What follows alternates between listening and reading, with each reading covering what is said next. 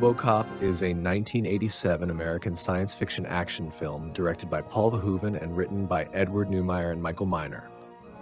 The film is set in a dystopian future Detroit where police officer Alex Murphy is brutally murdered by a gang of criminals. A powerful tech corporation, OCP, reconstructs him into a cybernetic law enforcer known as RoboCop. Initially stripped of his humanity and memories, Murphy gradually begins to recover fragments of his past and slowly regains his sense of identity. The story follows his battle against crime, corporate corruption, and the inner conflict between man and machine. The film is one of the iconic action movies of the 1980s, featuring numerous gunfights and showcasing a variety of firearms as a result. Let's begin the rundown of weapons with the film's main character, Alex Murphy, who later becomes RoboCop.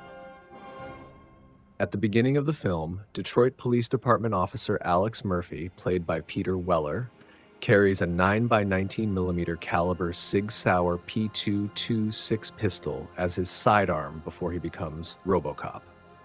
The gun is seen when Murphy is practicing spinning his Sig Sauer around his finger. Later, when Murphy is confronting a gang of criminals, he aims the P226 at Emil and tells him, "Dead or alive, you're coming with me." The Sig Sauer P226 is also seen with Murphy's police partner, Ann Lewis, played by Nancy Allen. She uses the weapon in the abandoned factory where the gang is hiding. After Murphy becomes RoboCop, he is equipped with the Auto-9 pistol.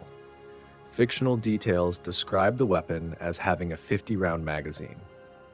In reality, the gun is a heavily modified 9x19mm caliber Beretta 93R machine pistol made specifically for filming. The weapon has a 20-round magazine. The original weapon had its forward grip removed and was outfitted with a longer barrel, an oversized compensator, and plastic grips and larger sights. Originally, the Desert Eagle pistol was considered for RoboCop's weapon, but director Paul Verhoeven ultimately felt it didn't visually suit the character. Like the original Beretta 93R, RoboCop's Auto-9 fires in 3-round bursts.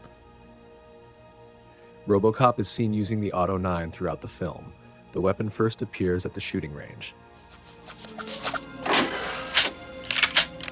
Later, RoboCop uses it in various scenes, including the drug lab raid and the film's final confrontation. In the shooting range scene, several 9x19mm Heckler & Koch P9S pistols are seen. The weapon serves as the standard sidearm of the Detroit Police Department in the movie. Heckler & Koch P9S pistols appear briefly in various scenes. For example, Lewis uses a P9S during the chase with Boddicker's gang. P9S pistols are also seen when the SWAT team opens fire on RoboCop in the OCP parking garage. In the drug lab scene, a 9x19mm Beretta 92F pistol and a 45 ACP Detonix Scoremaster are briefly seen. The Detonix pistol is also spotted in the nightclub scene. Clarence Boddicker, played by Kurtwood Smith, is seen using an IMI Desert Eagle Mark I chambered in 3-57 Magnum as his primary weapon. He is seen with 2 versions of the Desert Eagle. In the drug lab scene, he carries a standard version. In the final scene, he is seen with a version that has an extended barrel featuring quick attach lugs for a suppressor. In one scene, he attaches the suppressor to the weapon. During the ED-209 demonstration at OCP, Executive Kinney, played by Kevin Page, points a nickel-plated Desert Eagle pistol at the robot. Submachine guns seen in the movie. The convenience store robber is seen using a Sterling Mark VI chambered in 9x19mm. In reality, this is not a submachine gun, but rather a pistol carbine, a semi-automatic version of the Sterling SMG designed for the civilian market. The civilian version is clearly identifiable by its 16-inch barrel, which RoboCop famously bends at a 90-degree angle. An amusing detail is that the robber would need to exert at least the same amount of force to hold the weapon steady as RoboCop does to bend the barrel downward. Emil Antonowski, played by Paul McCrane, uses a 9x19mm Ingram MAC-10 submachine gun when robbing the gas station. The weapon has a modified stock and is fitted with a compensator. In the drug lab scene, a 9x19mm Intratec Tech 9 mini machine pistol can be seen. Additionally, a 9x19mm micro Uzi is also visible in the same scene. In the hostage scene, the deranged civil servant Ron Miller, played by Mark Carlton, uses the standard version of the Uzi submachine gun, chambered in 9x19mm.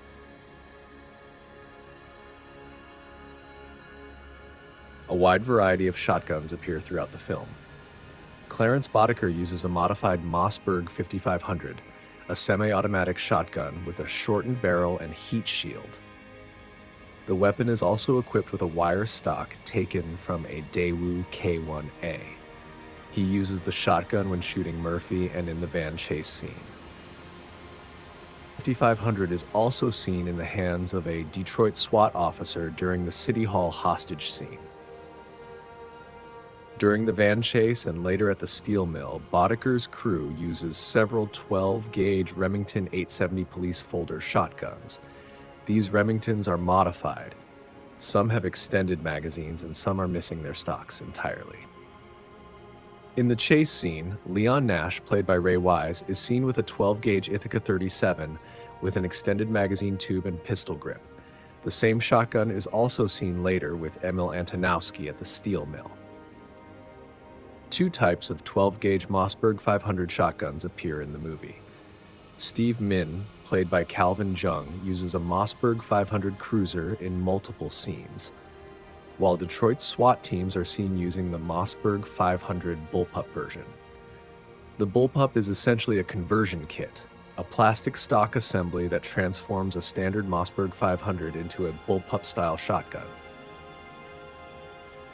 In the drug lab scene, one guard is seen with a Remington 1100 Tactical with a pistol grip, chambered in 12-gauge. In the same scene, another guard is seen with a 12-gauge Franchi Spas 12.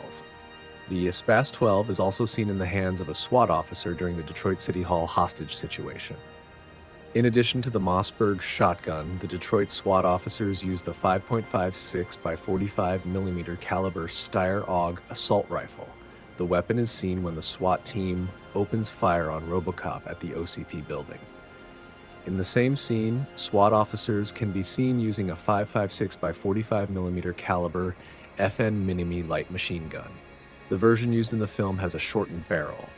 Also in this sequence, the SWAT team is seen wielding a 40 by 46mm caliber Hawk MM1 grenade launcher with a short barrel. Other weapons seen in the film. In the drug lab scene, the 5.56 by 45mm caliber Daewoo K1A is used by several of Sal's men. In the same scene, 7.62 by 39mm caliber Norinco Type 56 assault rifles fitted with black furniture are also visible. The film introduces an experimental military weapon being developed by OCP called the Cobra Assault Cannon.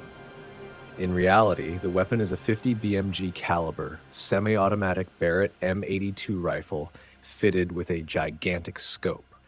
The Barrett appears in several scenes throughout the movie. Clarence Boddicker uses it to destroy a 6000 SUX car, Lewis uses it at the steel mill, and in the final scenes, RoboCop uses the rifle to destroy the ED-209 robot. The Enforcement Droid Series 209, or simply ED-209, is equipped with multiple heavy weapons. According to background information, ED-209 is armed with three 20mm automatic cannons.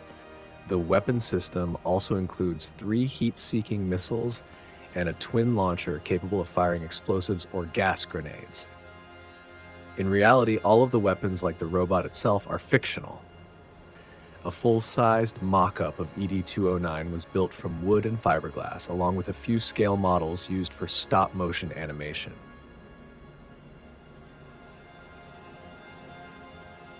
The scene in which ED-209 fires its 20mm cannons was achieved using special effects. The barrels of the miniature model were fitted with cotton that was painted orange. Inside the cotton, flashlight bulb tubes were installed and ignited in rapid sequence. Using a specific camera lens, the filmmakers were able to simulate the muzzle flash of a 20mm cannon. Hope you enjoyed the video. Write in the comments what you thought of the original RoboCop movie and what things and details you found in the movie yourself. Also, remember to like the video, and if you haven't subscribed to the channel yet, it's worth doing so. It's free to subscribe, and you'll be notified when more interesting videos about firearms in movies are uploaded to the channel.